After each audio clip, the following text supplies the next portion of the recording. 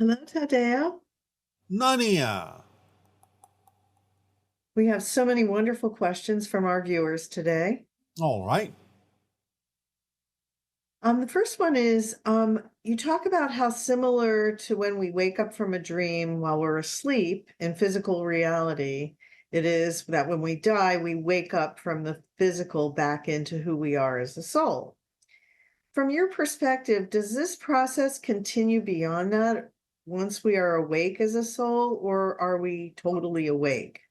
Do we wake up at some point from being a soul back to being an oversoul or from an oversoul and so on? How does it all work? When you are a soul, you are totally awake as a soul.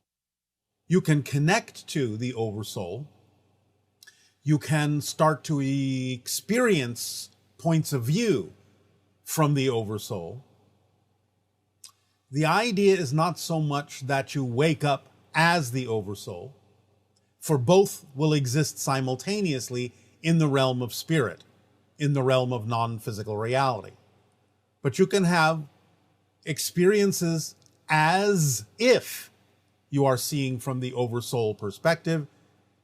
You can have experiences as if you are seeing from higher perspectives, oversouls of oversouls, and even from the perspective of all that is.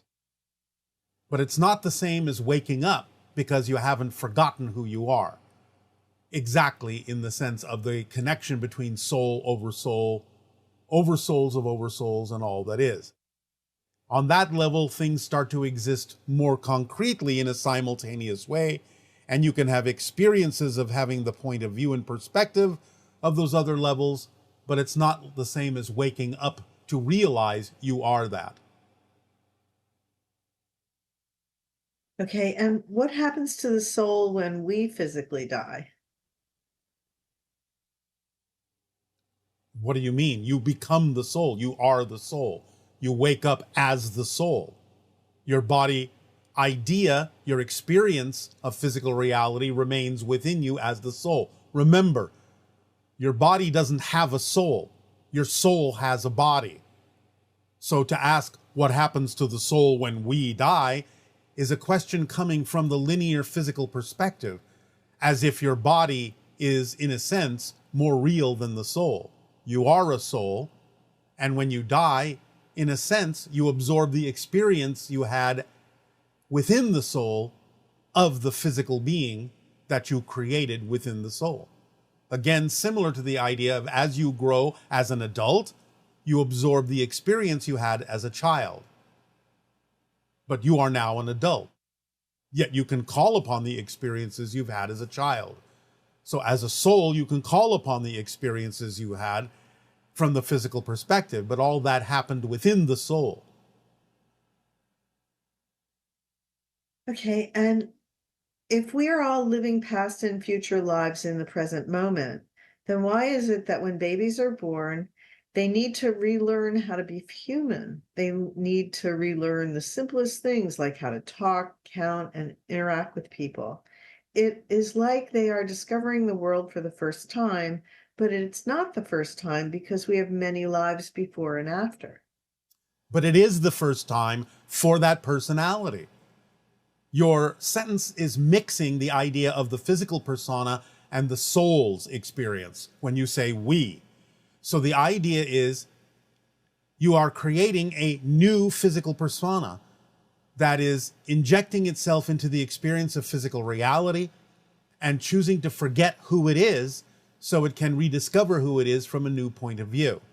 So it is the first time for that personality, and there has to be that first time experience for that personality to absorb all of the belief systems that are representative of the challenges that the soul chose to face as that unique new personality from a linear perspective. So that's why you have to forget who you are as a soul, even though you may be able to access all sorts of incarnational experiences that coexist simultaneously from the soul perspective. From the physical perspective, this is you uniquely for the first time. And therefore you have to learn things in the way that it is relevant for that personality to learn how to talk and walk and reconnect to things in a way, or connect to things in a way for the first time, to satisfy what that physical personality's journey is all about, which is going to be completely different from any other personality's journey. So it has to build up from scratch. And how can a person tell if it's their last lifetime on Earth? You will make that decision when you are in spirit. You cannot necessarily know that decision now. You may feel that there is a good chance you might choose that when you are back in spirit, back as the soul. And therefore, as the soul, you may say, yes, that was it. And now I'm going to move on. But you will have discussions with your spirit guides and all sorts of other beings when you are in spirit. And really, you will not completely form that decision until you are in spirit. You don't know right now, from the physical perspective, what else the soul itself may choose to experience. So you have many choices, and yes, you don't have to reincarnate, so to speak, on Earth. You can choose other kinds of experiences. But again, you will make that decision when you are in spirit. And does each oversoul have a higher mind similar to our individual higher mind? And is the higher mind of all oversouls God? In a sense, yes. The higher mind of anything and everything is what you call God. Although, again, it's infinite and eternal. There is no end. And even the idea of all that is can have a higher mind of a multitude of all that is. And is our soul our higher mind? Yes, same thing. The And do soul animals? is the higher mind because that is the portion that is still experiencing itself as spirit, as a soul. So that becomes the higher mind, the guide for the physical personality the soul has created within the center of its being. And do animals have higher minds? Yes, because animals have souls, and the soul is the higher mind. How is an animal soul different from a human soul? It's different in purpose, it's different in vibrational frequency, it's different in intention, it's different in focus. The energy is the same, the essence is the same, but the vibrational patterns that determine what it is are different. It's like saying electromagnetic energy, light, is light, whether it's visible light, invisible light, red, green, yellow, blue, whatever. It's all made of the same stuff, so to speak, but the different frequencies determine that it appears and presents itself as different in terms of its effect. So animal souls, human souls, all souls are in a sense made of the same stuff, the same energy, the same consciousness, the same extension of source, and all that is. But the frequencies that determine it is an animal as opposed to a human are different. It's a different color, so to speak.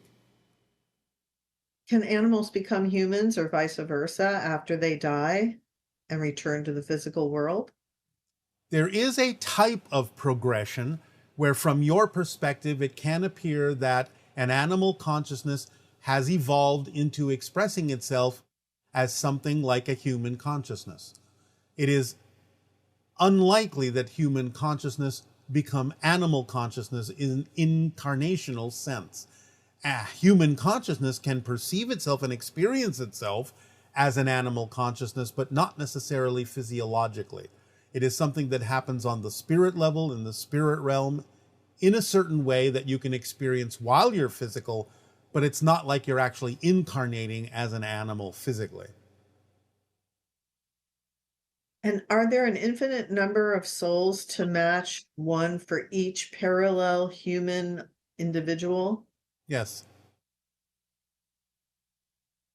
And if we create vibrational representations of other souls' energy, but are not actually interacting with those energies directly in the material world, how is it possible that we can interact with anyone but ourselves?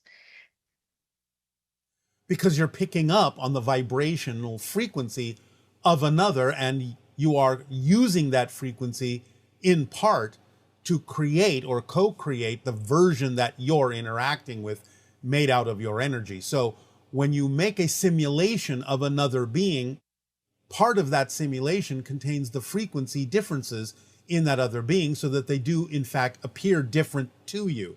The fact that you can perceive them as a different person is the clue that you are utilizing some of their frequency to create that representation, even though you're creating it out of your own consciousness and out of your own energy in order to have something to interact with.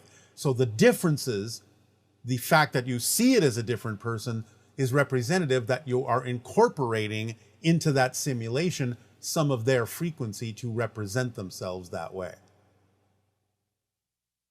Is it possible to fully experience ourselves as our higher selves?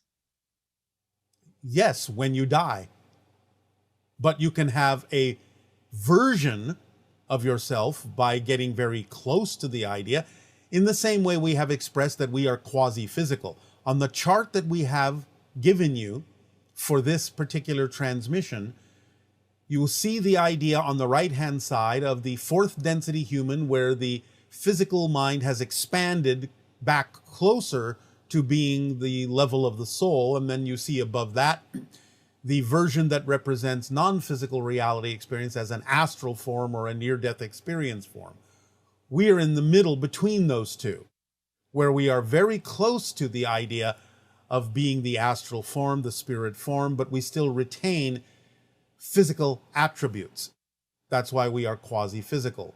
So we represent as best as possible the idea of our higher minds, the soul, in physical terms by being quasi-physical, by having attributes of both the soul level and the physical level in a balanced and blended way.